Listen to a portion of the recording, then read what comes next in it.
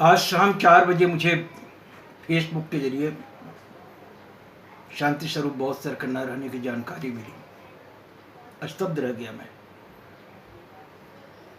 बहुत देर तक मैं स्तब्ध रहा। उसके बाद आंखों से अविरल आंसू बहने लगे। उसी हालात में मैंने बड़ी मुश्किल से फेसबुक पर एक पोस्ट लिखा जिसकी खास लाइन थी, अंबेडकरी आंदोलन का एक विराट स्तंभ ढह गया। बहुजन साहित्य के सबसे बड़े प्रकाशक शांति स्वरूप बौद्ध जी हमारे बीच नहीं रह गए। मित्रों, बौद्ध जी का हमारे बीच से जाना बहुजन आंदोलन की वास्तव में अपूर्णीय क्षति है। मेरे नजरिए से मान्यवर कांशीराम नामदेव ढसाल के बाद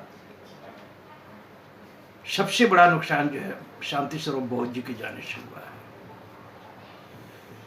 मैं जिन शख्सियतों के निकट जाने का मौका पाया उनमें नामदेव ढसाल सर के बाद सबसे अजीम शख्सियत शांति स्वरूप बौद्ध जी थी।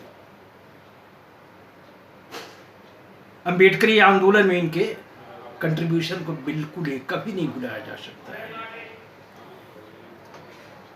जिस अंबेडकरी आंदोलन की आज पूरी दुनिया कायल है, सारी दुनिया में इसकी चर्चा होती है, ये आंदोलन मुख्यतः वैचारिक आंदोलन है जो साहित्य के माध्यम से चलाया गया है।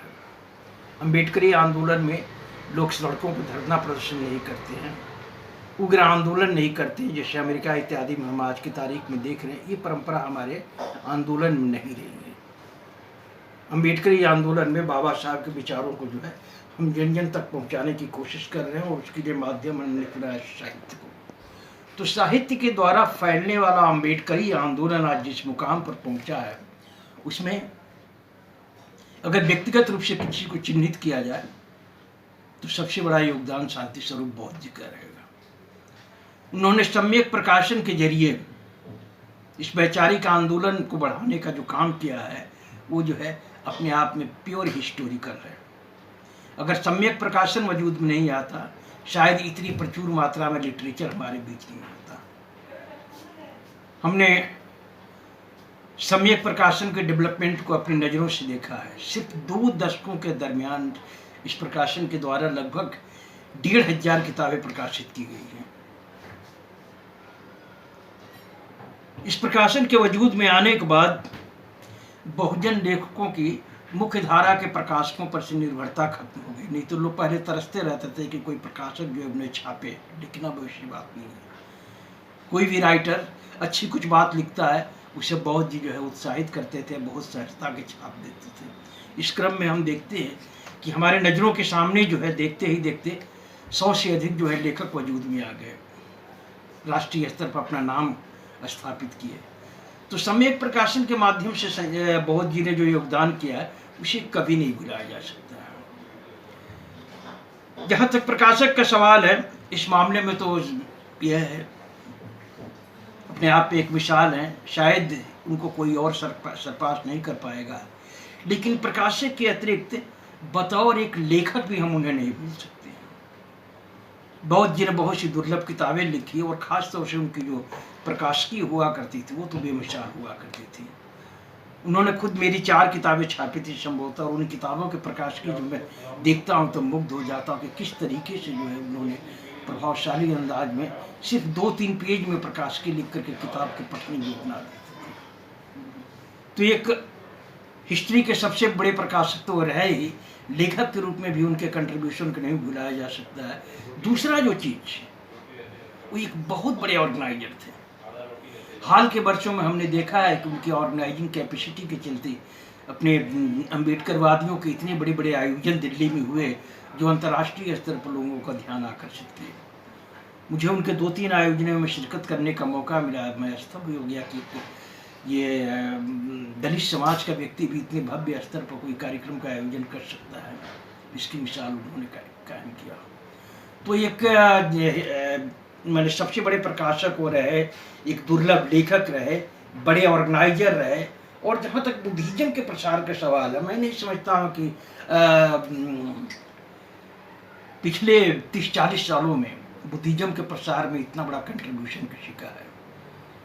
उन्होंने बुद्धिज्म के प्रसार के लिए एक से एक दुर्लभ किताबें प्रकाशित किया।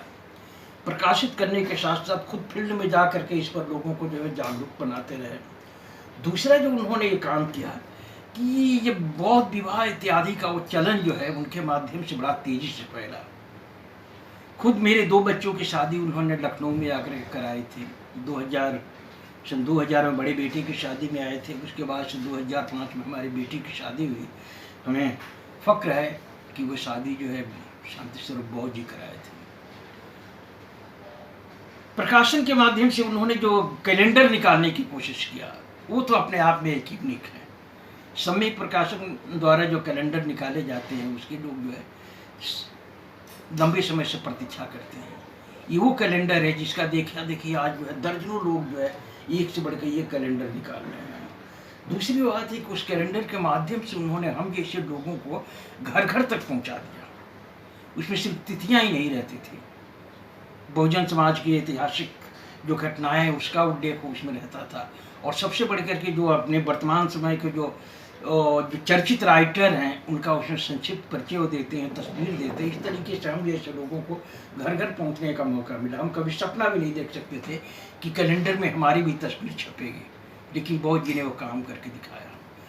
तो आज हमने जो एक शख्सियत को खोया है, वास्तव में जो है ये मूवमेंट की ये अपूर्णीय क्षति है। कोई बड़ी चर्चित शख्सियत जब हमसे विदा लेती है तो हम लोग कहते हैं कि अपूर्णीय क्षति हो गई, तो उसमें बहुत को औपचारिकता भी रहता है, लेकिन शांति स्वरूप बौद्ध का जाना वास्तव में मूवमेंट की अपूर्णीय क्षति है। शायद जो है और कोई शख्सियत हम नहीं देख रहे हैं जो इसकी पूर्ति कर सके। हम लोग इस मूवमेंट के लिए काम कर रहे हैं, लेकिन हम लोग एकांगी हैं। हम कोई लेखन कर रहा है, कोई एक्टिविज्म चला रहा है, लेकिन एक व्यक्ति के रूप में बौद्ध जी जो है कई गुणों के पुंज थे। बड़े प्रकाशक, बड़े लेखक, बड़े ऑर्गेनाइजर और ओजस्वी वक्ता। एक व्यक्ति में एक साथ इतने गुण जो है शायद मुझे इस मूवमेंट में नहीं दिखाई पड़ रहे हैं। तो मित्रों, हम यही कहेंगे कि बौद्ध जी का जाना जो है एक मूवमेंट के लिए बहुत गहरी क्षति है। जैसे कि मैं बताया कि मैं इसे जो है मान्यवर कांशीराम और नामदेव ढसाल के बाद अपने आंदोलन की सबसे बड़ी क्षति मानता हूँ। इस अवसर पर बस हम यही कामना करेंगे कि उन्होंने एक बड़ा साम्राज्य खड़ा किया है। सम्यक प्रकाशन का जो एक विशाल उन्होंने जो महल खड़ा किया है, ये महल किसी तरीके से अटूट रहे, प्रकाशन की परंपरा चलती रहे, ताकि हमारे जो बहुजन समाज के लेखक हैं जो बुरी मात्रा में उठ करके आए हैं उन्हें फिर जो है नए सिरे से मुख्य धारा के प्रकाशकों पर निर्भर न होना पड़े। तो हम लोगों को जो है प्रयास करना चाहिए कि बौद्ध जी ने जो जिस परंपरा को आगे बढ़ाया, बुद्धिज्म के मोर्चे पर जो काम किया, प्रकाशन के मोर्चे पर जो काम किया है, इसमें हम कहीं कुछ अपना कंट्रीब्यूट कर सकें।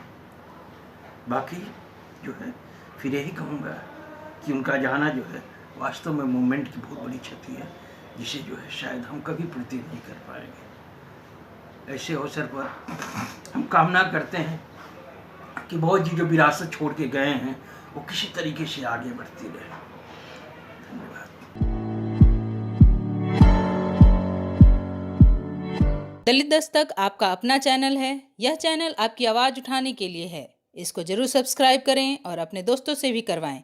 बेल आइकन पर भी जरूर क्लिक करें।